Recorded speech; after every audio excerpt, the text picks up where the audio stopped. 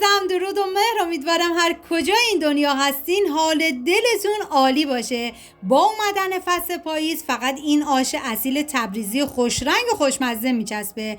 اگر میخوای این آش مخصوص تبریز رو عالی درست کنی پس با من همراه باش.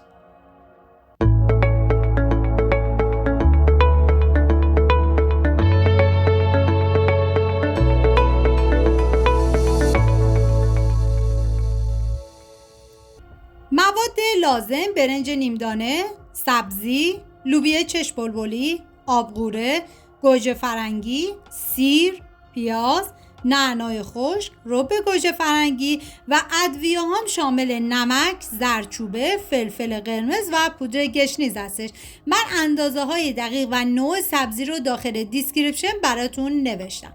پیازی که داریم و به صورت خلالی ریزش میکنیم و سعی کنید که از پیاز فراوان استفاده کنید. سیرم رندش میکنم.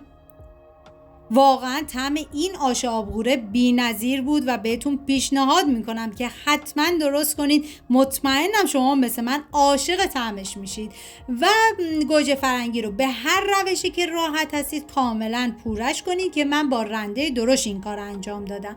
و داخل قابلمه من تلو ریختم. تلو روغنیه که از عصاره قلم گرفته میشه و شما از هر نوع روغن و کره دیگه که دوست داری میتونین استفاده کنید. و بعد از اینکه داغ شد من پیاز رو بهش اضافه کردم، هم میزنم و میذارم تا پیاز سرخ بشه و سیر رنده شده رو بهش اضافه میکنم، هم میزنم تا سیر یه تفت خیلی مختصر بخوره. واقعا دم تبریزی های عزیزمون گرم با این آش خوشمزه شون و به نظر من جزء خوشمزه ترین آشای ایرانی هستش. و حالا ادویه ها رو بهش اضافه میکنم: زردچوبه، فلفل قرمز، پودر گشنیز و نمک. ببینید توی رسیپی اصلیش فقط فلفل و نمک و زردچوبه بود، پودر گشنیز نبود و کاملا اختیاریه. هم میزنم تا ادویه ها تفت بخورن و عطر ادویه ها آزاد بشه.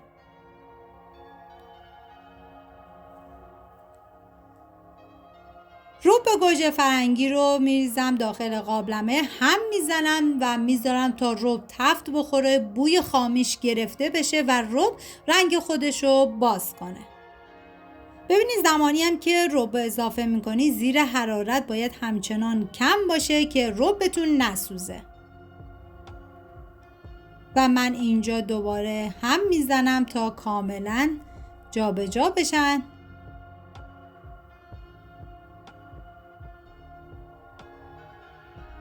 و حالا نعنا خشک رو بهش اضافه میکنم.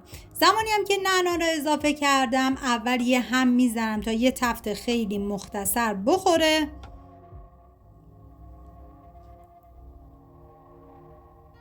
و بعد از اینکه تفت خورد با پیاز و سیر کاملا مخلوطش میکنم.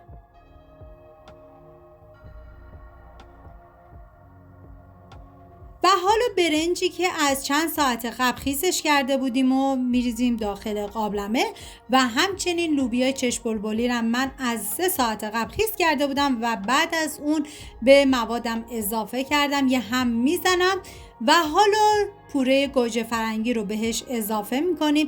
ببینید زمان پخت این آش 3 ساعت بود و بعد از 3 ساعت آشتون دیگه کاملا آماده است. هم میزنم تا همه مواد با هم دیگه مخلوط بشن.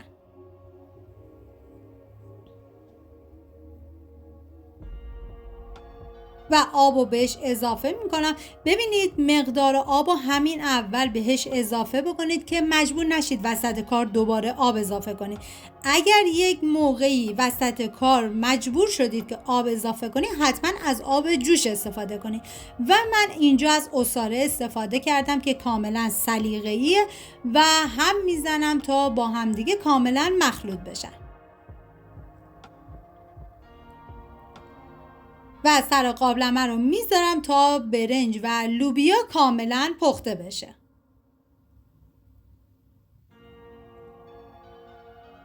و بعد از اینکه لوبیا برنج پخت من تقریبا 45 دقیقه آخر سبزی آشو بهش اضافه کردم و همچنین آبغوره که این آبغوره طعم این آشو بی‌نظیر کرده بود. هم میزنم تا کاملا با هم دیگه ترکیب بشن.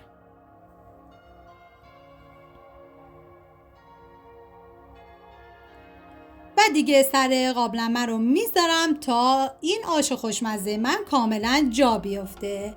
و اینم از آش آبغوره یا آش گوجه فرنگی خوشمزه ما.